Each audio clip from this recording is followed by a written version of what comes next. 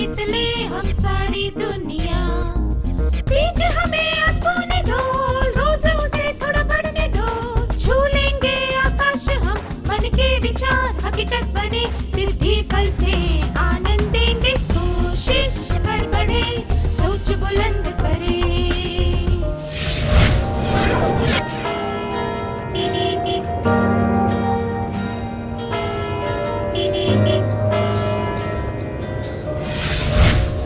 नमस्ते छात्रों, क्या आप सब मजे में हैं? बहुत बढ़िया। आशा करता हूं कि आपको वो सत्र याद होगा जिसमें हमने कुछ हानिकारक भावनाओं के बारे में बात की थी। हमने एक गीत भी गाया था। क्या आपको वो गीत याद है? क्या हम वो गीत फिर से गाएं?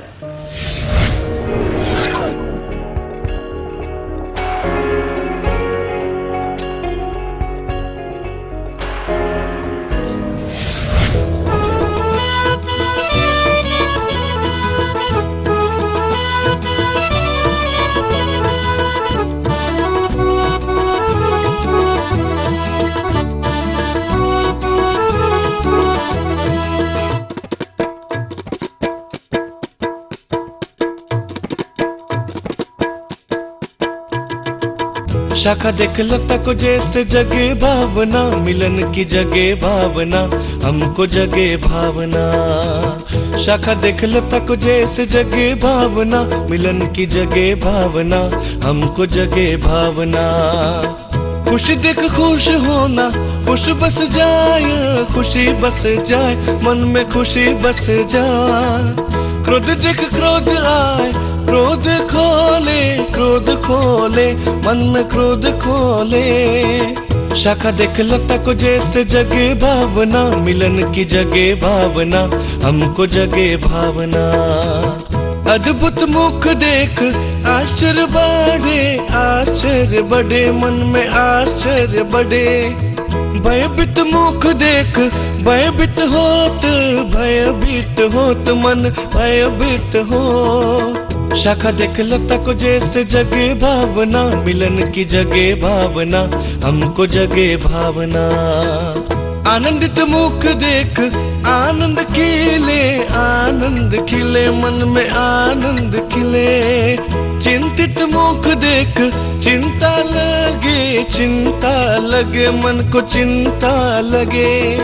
शाखा देख लता को जैसे जगे भावना, मिलन की जगे भावना, हमको जगे भावना। शाखा देख लता को जैसे जगे भावना, मिलन की जगे भावना, हमको जगे भावना।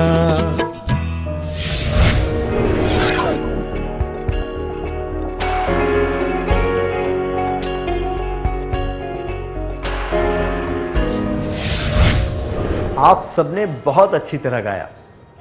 हमने सीखा था कि मज़ा, चिंता, अपमान, आश्चर्य, डर, गर्व, गुस्सा और खुशी, ये कुछ मूल भावनाओं के नाम हैं जिन्हें सभी लोग महसूस करते हैं।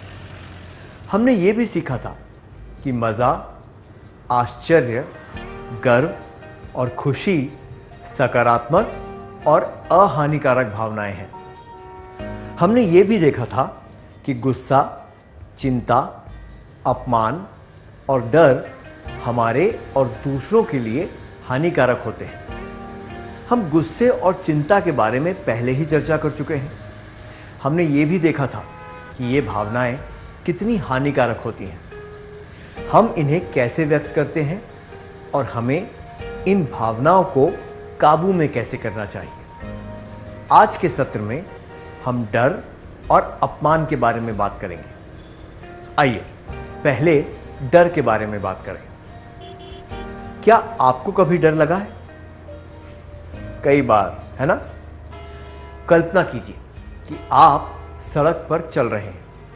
अचानक पीछे से आपको एक तेज आवाज सुनाई देती है। आप डर जाते हैं और मुड़कर देखते हैं।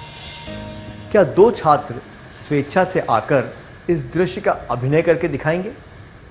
एक छात्र को सड़क पर चलते हुए तेज आवाज सुनकर डर की भावना को दर्शाना है और दूसरे छात्र को पीछे खड़े होकर वो तेज आवाज करनी।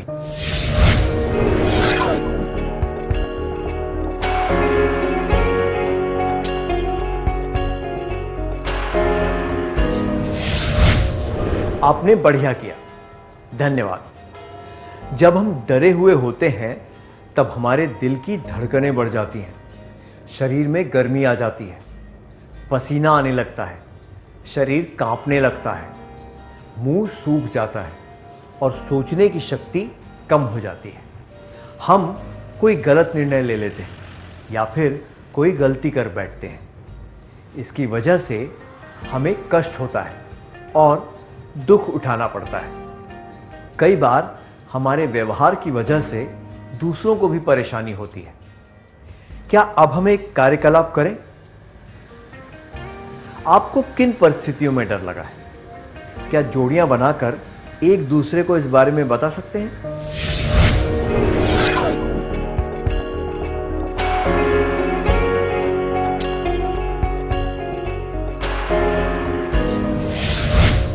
कई बार हमें इन परिस्थितियों में डर लगता है जब बहुत अंधेरा होता है, जब हम कोई जहरीली चीज या जानवर देखते हैं, जब हम बहुत ऊंचाई पर होते हैं, जब हम कोई गलती करते हैं। क्या आपने कभी सोचा है कि हमें इन परिस्थितियों में डर क्यों लगता है?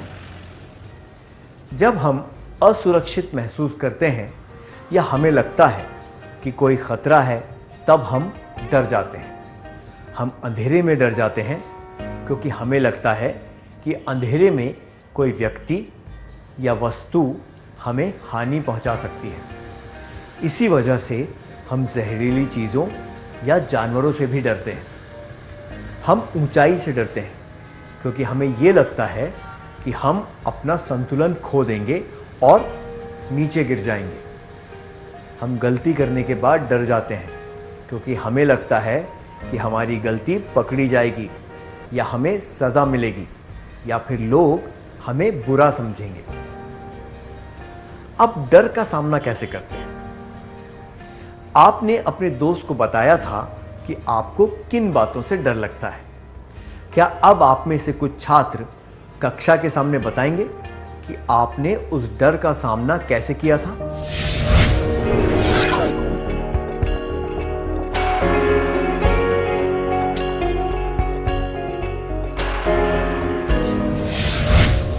अपने अनुभवों के बारे में बताने के लिए शुक्रिया।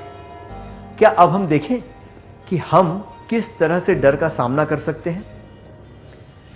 जब हमें लगता है कि कोई चीज या बात हमें हानि पहुंचा सकती है तो हम डर जाते हैं। हमें ये लगने लगता है कि हमें किसी भी तरह की हानि नहीं पहुंचनी चाहिए। इस तरह की भावना मन में आ जाए तो हम सामान्य रूप से काम नहीं कर पाते। इसलिए हमें अपने डर को दूर करना सीखना चाहिए। हमें खुद को संभालते हुए परिस्थिति को समझना चाहिए और उसके अनुसार कोई उचित कदम लेना चाहिए।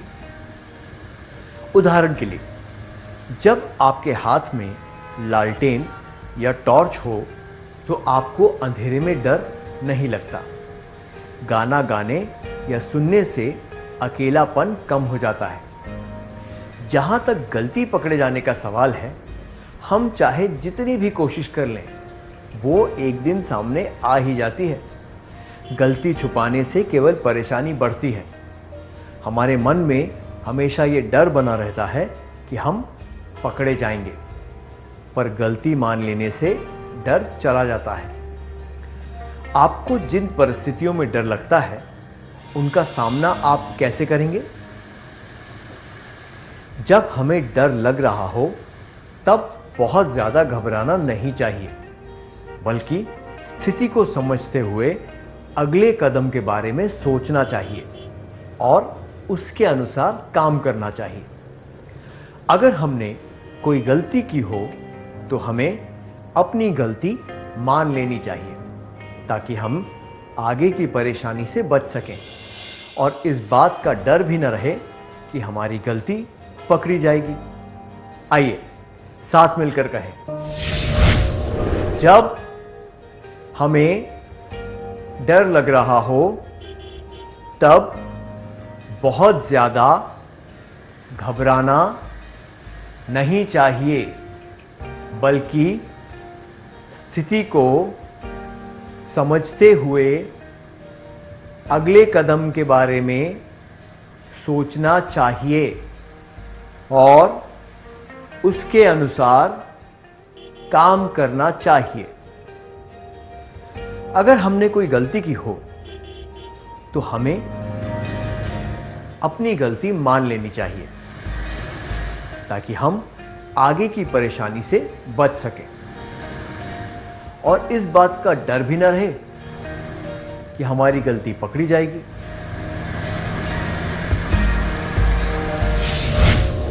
हमने देखा कि किन परिस्थितियों में हमें डर लगता है। अब हम देखेंगे कि कोई हमें डराए तो हमें क्या करना चाहिए। क्या किसी ने आपको कभी डराया या धमकाया है? कभी तो ऐसा हुआ ही होगा, है ना? धमकियां दो तरह की होती हैं। आइए हम ये समझने के लिए एक परिस्थिति पर ध्यान दें। आप स्कूल देर से पहुंचे हैं। आपके शिक्षक ने आपको धमकाया है कि वो आपको सजा देंगे। आप क्या करेंगे? एक, मैं माफी मांगूंगा या मांगूंगी और यह निश्चय कर लूंगा या कर लूंगी कि अब से स्कूल देर से नहीं आना है। दो, मैं घर वापस चली जाऊंगी या चला जाऊंगा और स्कूल जाना बंद कर दूंगी या बंद कर दूंगा। तीन, मैं रोकर तमाशा खड़ा कर दूंगा या खड़ा कर दूंगी। मैं घर वापस चला जाऊंगा या चली जाऊंगी और स्कूल जाना बंद कर दूंगा या कर दूंगी, और मैं रोकर तमाशा खड़ा कर दूंगी या खड़ा कर दूंगा। ये दोनों जवाब उचित नहीं है। ये दर्शाते हैं कि आपने शिक्षक के इरादों को समझने की कोशिश नहीं की। आपके शिक्षक चाहते हैं कि आप समय का पालन करें, इसलिए उनकी धमकी में आपकी भलाई छुपी है। उचित जवाब है कि मैं माफ़ी मांगूंगा या माफ़ी मांगूंगी और यह निश्चय कर लूंगा या कर लूंगी कि अब से स्कूल देर से नहीं आना है, क्योंकि इससे पता चलता है कि आप शिक्षक की धमकी का सही अर्थ समझ गए हैं।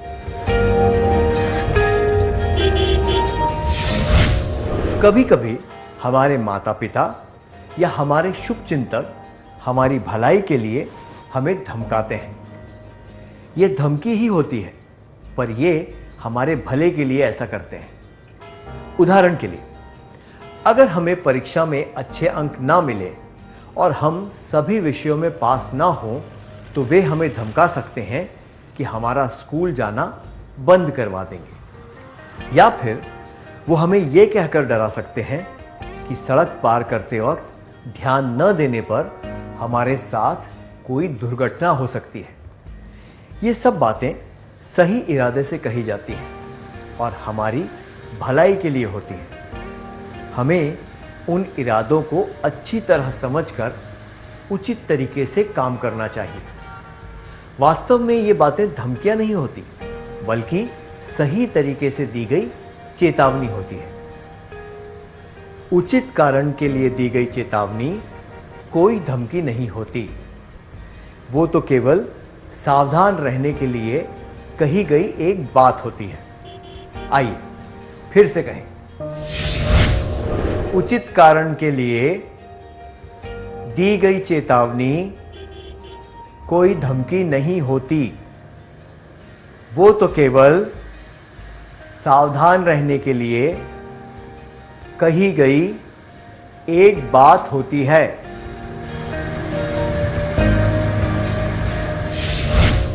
दूसरी तरह की धमकी हानि पहुंचाने के इरादे से दे दी जाती है। उदाहरण के लिए, अगर कोई कहे कि अगर तुमने ये बात किसी को बताई तो तुम्हारी खैर नहीं, तो ये बात तुरंत किसी ऐसे व्यक्ति को बतानी चाहिए जिस पर आप विश्वास करते हो। इसलिए जब कोई हमें हानि पहुंचाने वाली धमकी दे तो ये बात तुरंत किसी ऐसे व्यक्ति को बतानी चाहिए जिस पर हम विश्वास करते हों। आइए फिर से कहें, जब कोई हमें हानि पहुंचाने वाली धमकी दे तो ये बात तुरंत किसी ऐसे व्यक्ति को बतानी चाहिए जिस पर हम विश्वास करते हों। क्या कभी कभी डर जरूरी होता है या फिर हमें किसी भी बात का डर नहीं होना चाहिए? कुछ बातों में डर जरूरी होता है। किसी आपत्तिजनक या असामाजिक काम के संदर्भ में डर जरूरी होता है, जैसे कि झूठ बोलना, चोरी करना, बेईमानी करना इत्यादि। क्या हम अगली भावना के बारे में जानें जिस पर हमें ध्यान देने की जरूरत है? जब कोई व्यक्ति ऐसा कुछ कहता या करता है जिससे हमारे आत्मसम्मान को ठेस पहुंचे तो हम अपमानित महसूस करते हैं। उदाहरण के लिए, अगर आपके शिक्षक को आपको क्लास के बाकी छात्रों के सामने डांट दें और सारे छात्र आप पर हंसने लगें तो आप अपमानित महसूस करते हैं। जब हमें अपमानित किया जाता है तो हम अपने आप को तुच्छ महसूस करने लगते हैं। हमारा आत्मविश्वास कम हो जाता है, हमारा काम बेअसर हो जाता है, हमारी कोशिशें कम हो जाती हैं और विकास में बाधा पड़ जाती है। ये बातें उन सभी के लिए सत्य हैं जिन्हें अपमान सहना पड़ा हो। क्या अब हम एक कार्यकलाप करें? मैं चाहता हूं कि आप सब जोड़ियां बनाकर बैठें। क्या आप सब फटाफट अपने दोस्त के पास जाकर बैठ सकते हैं? अब एक दूसरे को ऐसे अनुभव के बारे में बताना है जब आपका अपमान हुआ था। आपका साथी आपसे नजरें मिलाते हुए आपकी बातें ध्यान से सुनेगा। जब आपकी बातें पूरी हो जाएं, तब आपको अपने साथी के अनुभवों के बारे में ध्यान से सुनना होगा।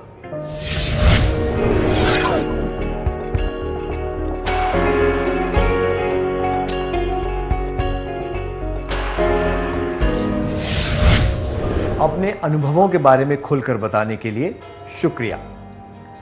आमतौर पर लोग तब अपमानित महसूस करते हैं जब उन्हें उनके सांवले रंग, छोटे कद, शरीर, मोटा या बहुत पतला, या परिवार के सामाजिक स्तर के कारण चिढ़ाया जाता है।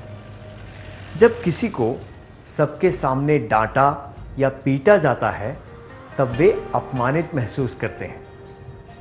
भारत जैसे देश में सांवला रंग और छोटा कद होना आम बात है। उसी तरह छोटा कद, पतलापन या मोटापा खानदानी हो सकता है। इनके आधार पर किसी को तुच्छ समझना और चिढ़ाना ठीक नहीं होता। सब लोगों के परिवार का सामाजिक स्तर एक जैसा नहीं होता। इसके कई कारण हो सकते हैं, इसलिए इसके आधार पर किसी को चिढ़ाना तो बहुत ही गलत होता है। अपने आप को तुच्छ महसूस करने के बजाय हमें परिस्थितियों को बेहतर रूप से समझना चाहिए। अगर किसी को सबके सामने डांटा या पीटा गया हो तो उस स्थिति पर गौर करना चाहिए और ध्यान रखना चाहिए कि भविष्य में ऐसा ना हो। अपमानित होने की वजह से जो दुख होता है वो हमें किसी विश्वसनीय व्यक्ति के साथ बांटना चाहिए। इससे हम बेहतर महसूस करेंगे। आइए अब अगली बात पर ध्यान दें। ऐसा नहीं है कि केवल हम ही अपमानित महसूस करते हैं। जाने अनजाने में हम भी कई बार दूसरों को अपमानित कर देते हैं। आइए इस परिस्थिति पर नजर डालें। रवि आपकी क्लास में नया आया है। वो थोड़ा लंगड़ा के चलता है। आपके दोस्त उसे चिढ़ाने के लिए उसके सामने लंगड़ा कर चलने के बारे में सोचते हैं। आप क्या करेंगे? एक, जब सारे लोग उस तरह चलेंगे तो मैं उन्हें देखकर जोर से हंसूंगा या हंसूंगी। 2, मैं वहां से चला जाऊंगा या चली जाऊंगी। 3, मैं अपने दोस्तों से कहूंगा या कहूंगी कि ऐसा नहीं करना चाहिए। जोर से हंसने का मतलब है रवि का मजाक उड़ाना और उसे अपमानित करना। अगर आप वहां से चले जाते हैं तो यह दर्शाता है कि आप रवि को दुख नहीं पहुंचाना चाहते, पर आप अपने दोस्तों का सामना करने की हिम्मत नहीं रखते। इस परिस्थिति में सबसे उचित जवाब होगा अपने दोस्तों को स्पष्ट रूप से ऐसा कहना कि वो ऐसा ना करें।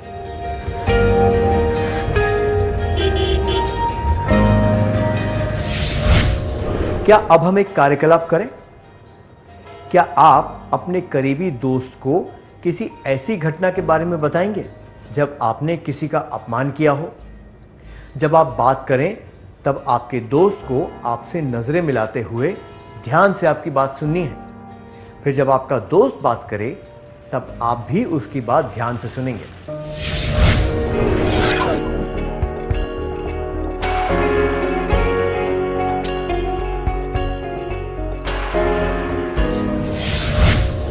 अपनी बात खुलकर बताने के लिए शुक्रिया। जिस तरह लोग हमें सांवले रंग, छोटे कद, मोटे या पतले शरीर या हमारे परिवार के सामाजिक स्तर के आधार पर चिढ़ाते और अपमानित करते हैं, उसी तरह कभी हमने भी उन्हें चिढ़ाया होगा, है कि नहीं?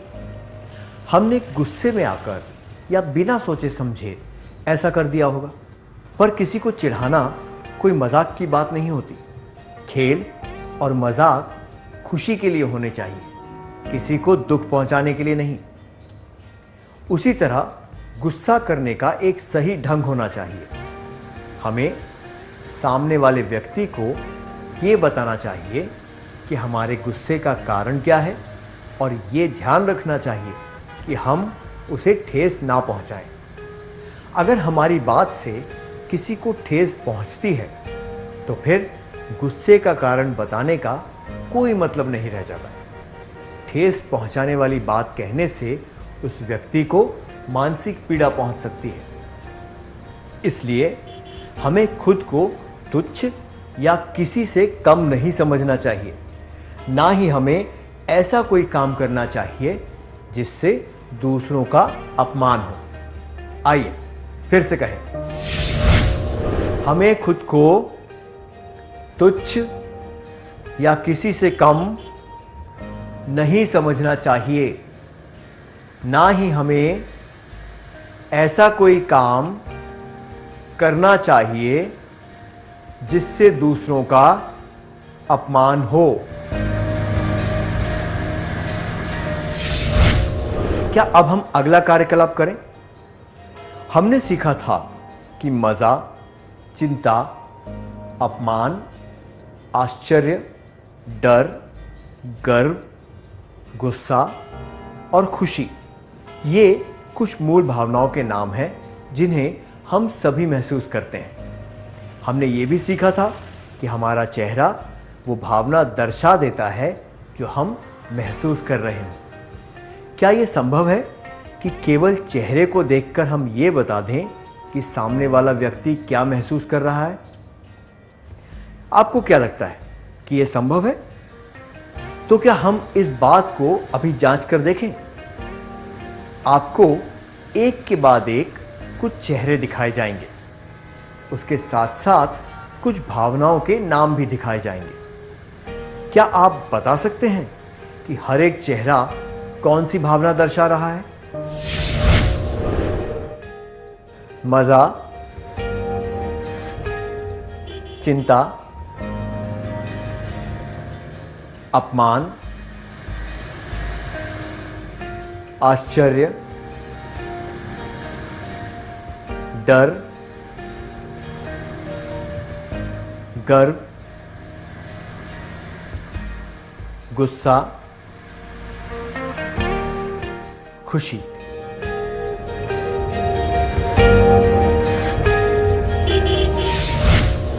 शाबाश।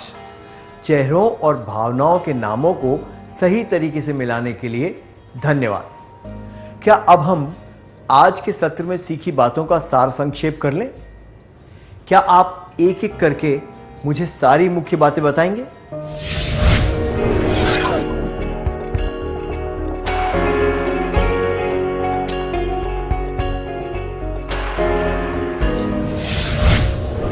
जब हमें डर लग रहा हो तब बहुत ज्यादा घबराना नहीं चाहिए, बल्कि स्थिति को समझते हुए अगले कदम के बारे में सोचना चाहिए और उसके अनुसार काम करना चाहिए।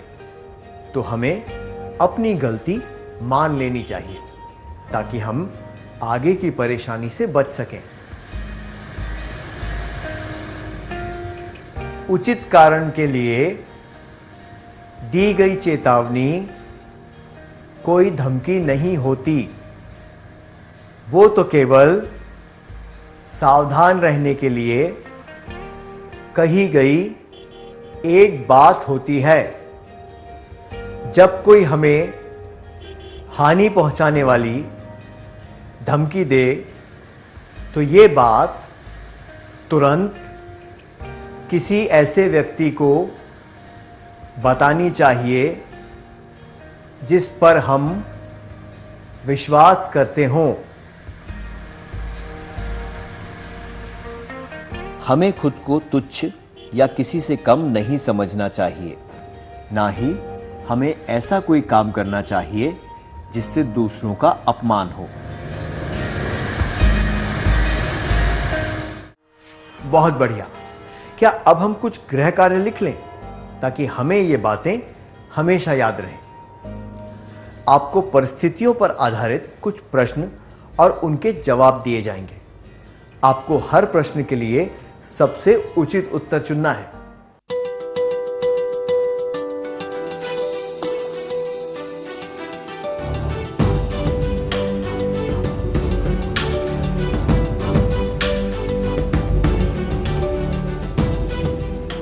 प्रश्न 1, अगर आपका कोई दोस्त हकलाकर बोलता हो तो आप क्या करेंगे? उत्तर 1, मैं उसकी बात रुचि लेकर सुनूंगा या सुनूंगी। 2, दूसरों को खुश करने के लिए मैं उसकी नकल उतारूंगा या उतारूंगी। 3, परेशान होते हुए उससे कहूंगा या कहूंगी कि जो भी कहना है जल्दी कहो। प्रश्न 2, अगर कोई आपकी रंगीन पेंसिल का डब्बा उठाकर ले जाए और आपसे कहे कि खबरदार जो ये बात किसी को बताई, तब आप क्या करेंगे? उत्तर 1, मैं इस बारे में किसी से नहीं कहूँगा या कहूँगी। 2, उस व्यक्ति से बचकर रहूँगा या रहूँगी। 3, इस बारे में किसी विश्वसनीय व्यक्ति को बताऊँगा या बताऊँगी। प्रश्न 3, आप छोटे कद के हैं। जब कोई इस बारे में आपका मजाक उड़ाए तो आप क्या करेंगे? उत्तर 1, मैं उस व्यक्ति के साथ झगड़ा करूंगा या झगड़ा करूंगी। 2, मुझे इस बात का खेद होगा कि मेरा कद छोटा है। 3, मैं उस बात पर ध्यान नहीं दूंगा, नहीं दूंगी क्योंकि मुझे उससे कोई फर्क नहीं पड़ता है।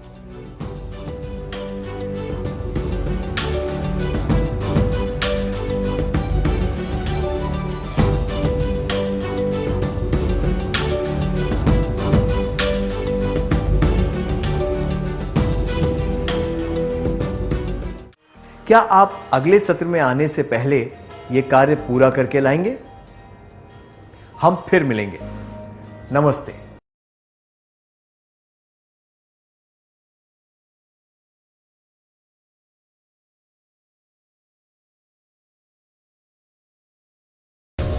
नमस्ते छात्रों, आपका स्वागत है। मुझे विश्वास है कि आप अपना गृह कार्य पूरा करके लाए हैं। क्या हम अपना उत्तर जांच लें?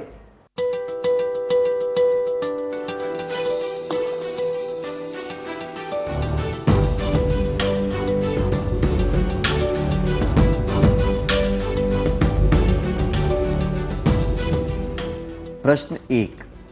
अगर आपका कोई दोस्त हकलाकर बोलता हो तो आप क्या करेंगे?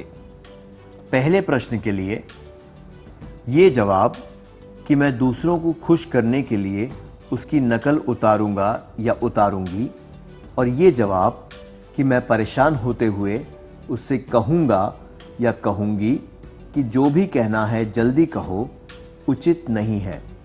इनसे ये पता चलता है कि आप अपने दोस्त को अपमानित कर रहे हैं। ये जवाब कि मैं उसकी बात रुचि लेकर सुनूंगा या सुनूंगी उचित है, क्योंकि आप अपने दोस्त की स्थिति का मजाक नहीं उड़ा रहे हैं और उसे उसी रूप में अपना रहे हैं। आपका जवाब क्या है?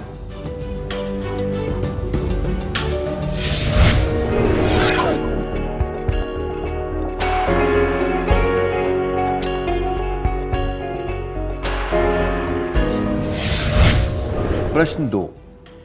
अगर कोई आपकी रंगीन पेंसिल का डब्बा उठाकर ले जाए और आपसे कहे कि खबरदार जो ये बात किसी को बताई, तब आप क्या करेंगे? प्रश्न 2 के लिए ये जवाब कि मैं इस बारे में किसी से नहीं कहूँगा या कहूँगी, या उस व्यक्ति से बचकर रहूँगा या रहूँगी, उचित नहीं है। इनसे पता चलता है कि आप डर गए हैं। ये जवाब कि मैं इस बारे में किसी विश्वसनीय व्यक्ति को बताऊंगा या बताऊंगी दर्शाता है कि कोई धमकी मिलने पर आप सही कदम उठाना जानते हैं। इससे आप खुद को किसी भी प्रकार की हानि से बचा पाएंगे। आपका जवाब क्या है?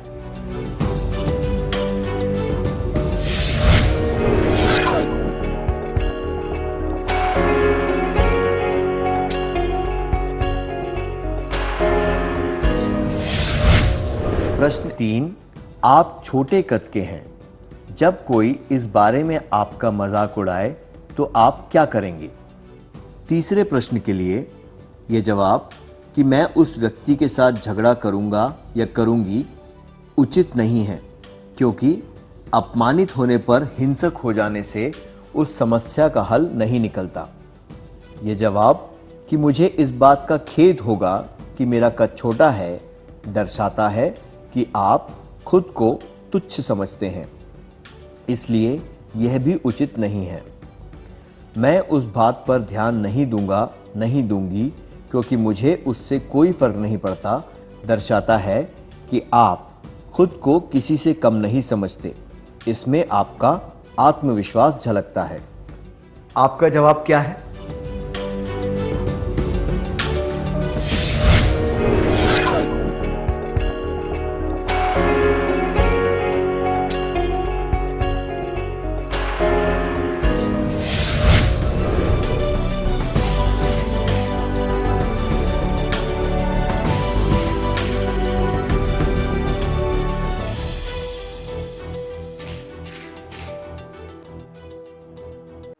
आशा है आपके सारे जवाब सही थे। अगर नहीं तो अगली बार अपनी गलतियों से सीखकर सही जवाब देने की कोशिश करें। क्या हम अगला सत्र शुरू करें?